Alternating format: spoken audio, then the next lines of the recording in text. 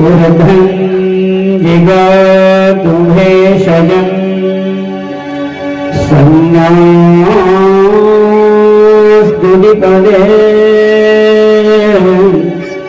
संचतुष्पदे ॐ शान्ति शान्ति शान्तिः। नमः परमहंसा स्वादिचरणकमलचिन्नमकरन्दाय भक्तजन्मानश्निवासाय श्रीरामचन्द्राय श्रीहनुमते नमः। श्री गुरुचरण कमले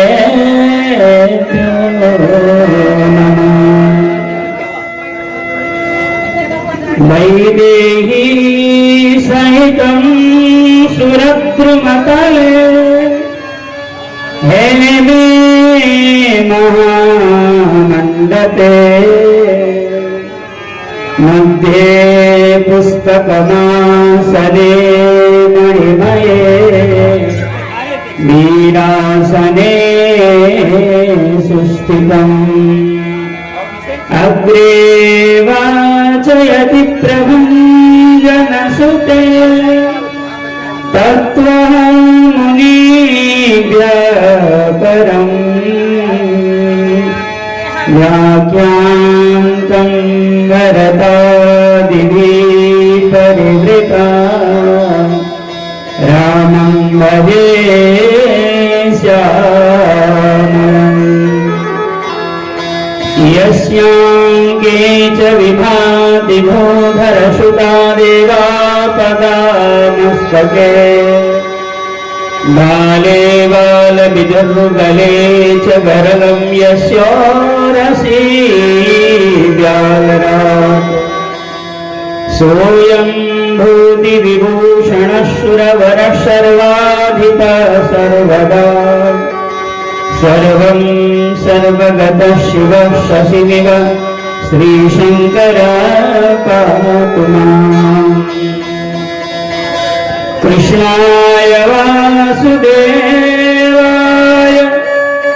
हरये परमात्मने प्रणतक्लेशनाशाय गोविन्दाय नमो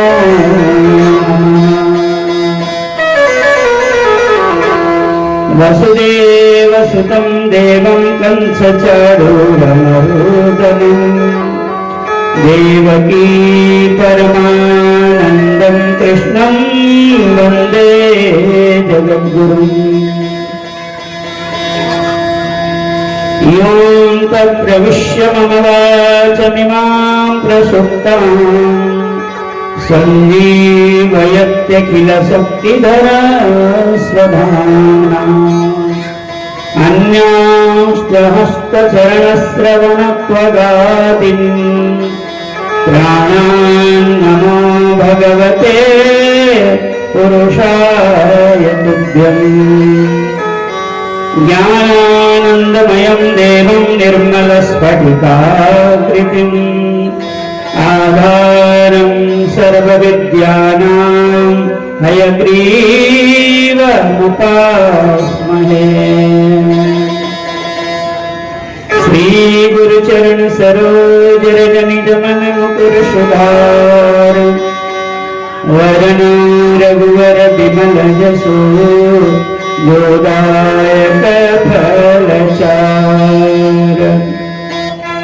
आज धन्य मैं धन्य यद्यपि शब्दविहीन निज जन जानी राम मोहे संत समागम दीन। लक्ष्मीनाथ समारंभां नाथयामुनमध्यमाम्